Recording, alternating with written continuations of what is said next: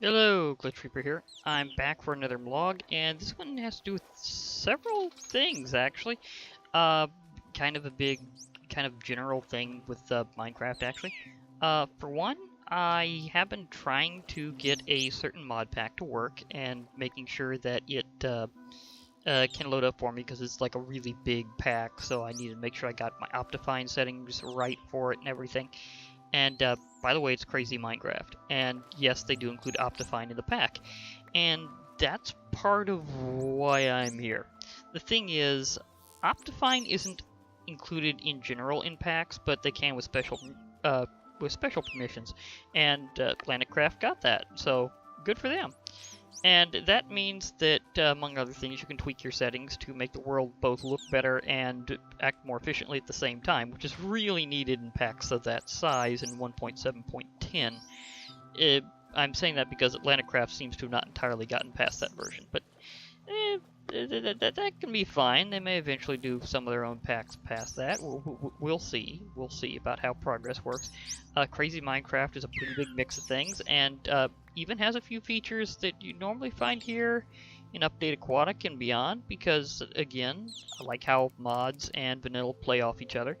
And in this case, it's going to be featuring a mod you may not have seen me really use on my channel before, because it'll be seriously featuring Mo Creatures.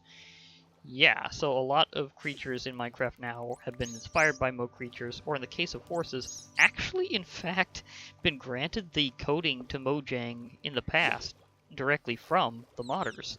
That does happen sometimes. So, yeah. Now, so that's a pretty big deal going back into such historic times. So that's something I've been thinking of doing for a while and waiting for a good pack to kind of just have it all. And this is going to be probably one of those experiences, I'd like to say. I'm still working on other things, and one of the things I've been doing recently is just, again, trying to get the pack working by maximizing the settings, making sure that the memory actually stays there and everything at the right settings, because sometimes it doesn't seem to always uh, hold on that launcher, I should say, which is kind of weird. Uh, but the thing is that, again, with mod packs, you kind of got to be thinking of the ones that actually have permission to use Optifine, because that's kind of one of your clues. It might be a big one, but hey, again, sometimes that indicator is a good thing, because it means you can have all sorts of fun with it and make the world look pretty nice at the same time without overloading stuff. So whenever somebody's got permission to use that one, it's a really nice thing. Uh, it otherwise you usually have to get yourself through its own website. So that's kind of a very special thing. So yeah, and I've been having to tweak that. Another thing is going to be just kind of thinking of how progress works. And the whole thing about it being really heavy for 1.7.10 also reminds me about how between the code itself gradually getting better from vanilla, and also Forge working with it better over time, other versions will be progressively more efficient at having lots and lots of things in them, especially entities like, well, creatures. Hello. And the thing is that, well, what that means is you can have bigger packs progressively, because normally in 1.7.10 and in most versions, you can't have more than a few really big entity or mob adding mobs, because they tend to overload it. But later on, that's no longer exactly true. I've had some pretty big things working together in 1.12.2 before, so I know that it works out progressively better. And that's kind of another thing I'm thinking of right now in this little ponderance, is just the fact that because several really big mods are going to be back fairly soon, it will be interesting watching them play together when previously it was basically impossible. And like in 1.7.10, you couldn't do that. It would just give you like an entity overflow message or of some sort saying, sorry, no, it's out of boundary index. That was it. But basically just saying, oh, sorry, too many. And you're going, okay. So then what do you do when you really want to play really big things together and you have to make a choice? So the fact that we're getting around that is going to be a good thing. But the pack I'm going to be doing on Crazy when it comes to Macy, my darn lips, Crazy Minecraft, it's pretty much about as loaded as you can get in that version. Because like the way they managed to very carefully get a few of the big ones there was kind of, I mean, that had to be some very careful decision making process for them to figure out what they could actually get together.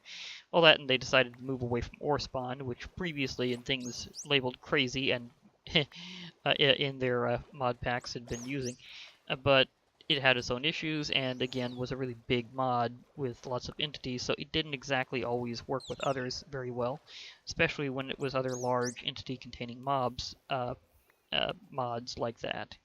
So that, and they were kind of thinking it kind of got a little overused over time by them specifically.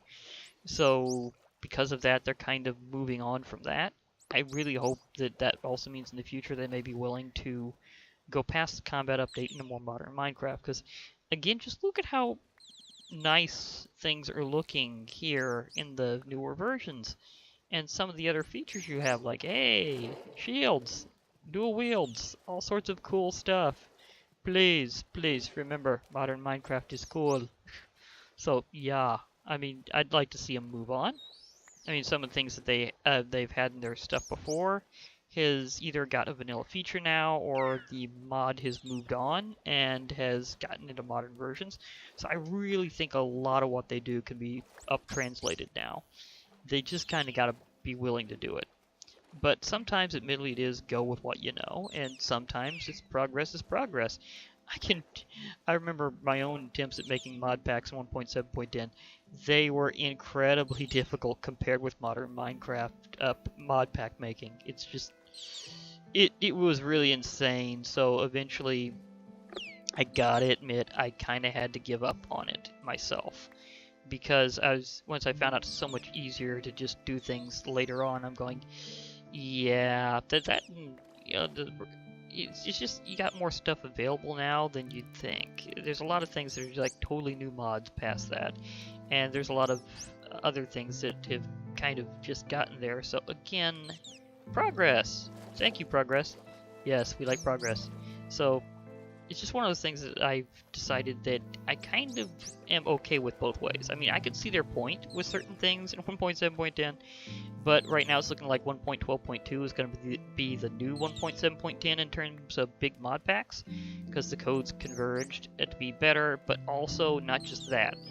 It's predicted that for 1.13, the update Aquatic, there will be a major downside, and that is they're trying to make this one of the biggest pushes possible in terms of standardizing the code. It's for a good reason, but it will make it one serious cliff of a transition. I mean, seriously, it's going to be one serious mountain, folks, so kind of like some of the other big transitions that modders weren't really capable of getting past for a while, except like certain modders that knew what they were doing. Then, you know, the ones that break the path for the rest of them. The thing is that kind of has made it where 1.7.10 has remained a big cliff version, where things don't appear very much past that, and then suddenly they do.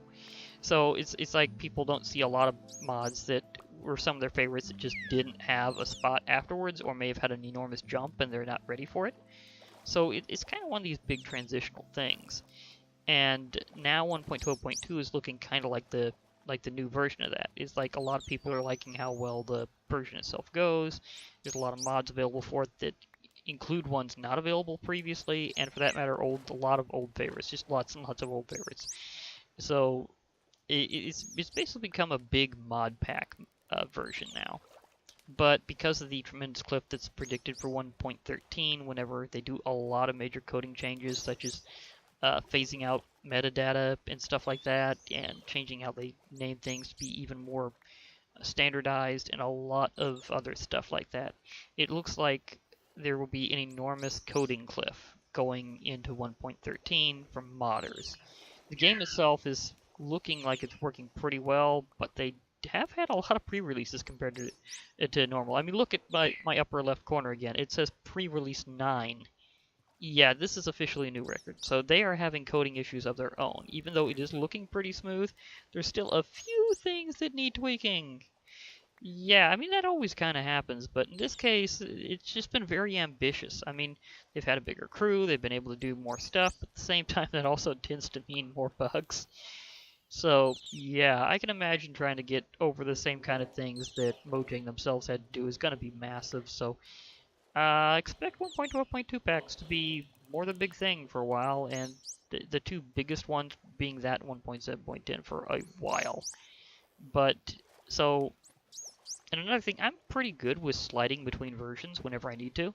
Like, I can remember a lot of things about the history of it. I can remember things that were added around that time. I can also remember kind of the style that they had because there has been changes over time. Like, again, uh, combat update meant dual wields and different ways of doing combat, like sweeps, but also having an attack speed. The attack speed is what really annoys a lot of people. But a lot of modders have worked around that one way or another, including like either really fast weapons, or for that matter, just creatures that have lower health so that people don't struggle against them as much with the the so-called slower combat. But there's certain things about combat that I've always been good at that means that to me this just isn't a bother at all, because they have never changed how bows work. Just let that sink in for a while. I'm actually a pretty decent shot. I'm not the absolute greatest, but I'm certainly not the worst either. So I can totally just go with bow combat and just range things. So I know how to snipe. So I'm perfectly fine with that, and I know how to transition between the two different combat types, and of course benefits. So yeah, so I'm perfectly fine with doing mod packs all over the place. It just however I feel like it works for me. So I'm fine with that, but I'm just saying, some progress would be nice. I mean, I can kind of see how myself I would do Crazy Minecraft in 1.12.2. There'd be very few things that wouldn't really be there or wouldn't have a substitute for it. But also there's things that I have been hearing around that some of the same stuff has been making transitions upward that were kind of the last holdouts. So a lot of people are finally getting the progress thing here. So that's nice. I really like that. So thank you everybody for moving forward. So yeah.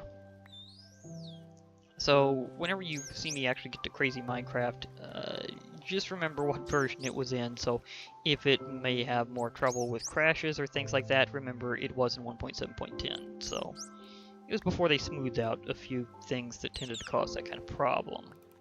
So yeah, and right now I'm still kind of relearning certain types of editing software because I still don't have a copy of Movie Maker after all this time after the big transition. So yeah, and I'm trying to figure out what I can use to do kind of the same things otherwise. I've got a few things I've kind of worked with before, but there's still a lot of things about them I still need to learn, so I might not be able to do cuts the same way that I had for a while. So trying to splice video and things like that, it's going to be maybe a while before I can do that again. So if the crash happens, it could literally just end a video early. Like that episode might just be like, okay, sorry folks, wait until next time. Because that could easily happen in 1.7.10. Later versions, not so much. So there is that just to consider. And there's also a bit of a question. Would you prefer really watching things before or after the combat update? I mean, 1.12.2 is pretty good, and I have been working on some stuff for it, pretty big. So, yeah, I mean, I've been doing some 1.10.2 stuff for a while because partially some of the same reasons that people have been stuck on 1.7.10 and that some mods were there but haven't really moved on, but they were pretty cool at the same time. So it sometimes comes down to a matter of choice with that. And at the same time, I'm kind of just putting a lot of things together past that that's just not going to go with the same thing. Like, some things will be going on for a while because of that, but then eventually, whenever I'm done with that, you'll probably see me getting more of a gulf between anything that somebody does in 1.7.10 that's still cool enough, and things that are way past that that I think are definitely cool enough that to kind of fit the way I like to have my style. So, and well, basically just however I feel. So yeah, and whatever I kind of think of as a good theme or something like that. So it's kind of got that point where you'll probably still be you'll still probably be seeing 1.7.10 stuff, but maybe eventually that will finally go away. I don't know. I mean, it'll be a long time. Just saying. But so you will see me bouncing between versions, and again, that's one of the many reasons why I do actually let my recorder catch the top of the screen is so that people know which version I'm in. Just like reminder of, oh, by the way, yes, we have shields in vanilla. That's a thing in this version. Or no, we don't have shields in this vanilla, but you can spam click. So it's like, yeah, just a reminder, this version means these kind of things. So just a technical note on that one. But otherwise, you know, whatever. So I bounce around a lot in terms of versions, so because of that, I do leave that up. And that kind of shows that I'm good with the March of Project. Darn lips again. I'm good with the March of Progress. March of Progress. But at the same time, I'm also kind of good for going classic sometimes. So yeah, I'm kind of up for whatever when it comes to how I'm feeling about things. So yeah, that is definitely a big point. Now I'm going to probably call that here. I kind of went over like mod pack permissions with like Optifine saying, hey, remember these are special cases, so don't think that you'll be getting that in a particular pack all the time. It's just like special times that they've actually managed to get that to go. Kind of like the March of Progress. And kind of the fact I will be transitioning into a new pack that's pretty big, and I'm still tweaking, making sure that I can get it to work reliably, because it does take up a good chunk of memory to work with. I have the memory for it. I'm just saying this is one of those things that I had to optimize. I think I've got it about there, so kind of expect that soon. But for now, I think since that's pretty much everything, I can say this has been Glitch Reaper. I'll be logging off for now. Hope to hear from you all later. So, bye for now, everybody. And remember, join the parrot. Oh, I double-clicked too fast. Oh, traumatic parrot issue. I'm sorry. I'm sorry. I'm sorry for the false start. Okay, let's do this again. And join the parrot party. Yeah. This is obviously my favorite feature added from 1.12. Yeah, I mean, where would my parrot party be without this? Yeah, okay, bye everybody. Yeah, and remember, join the parrot party.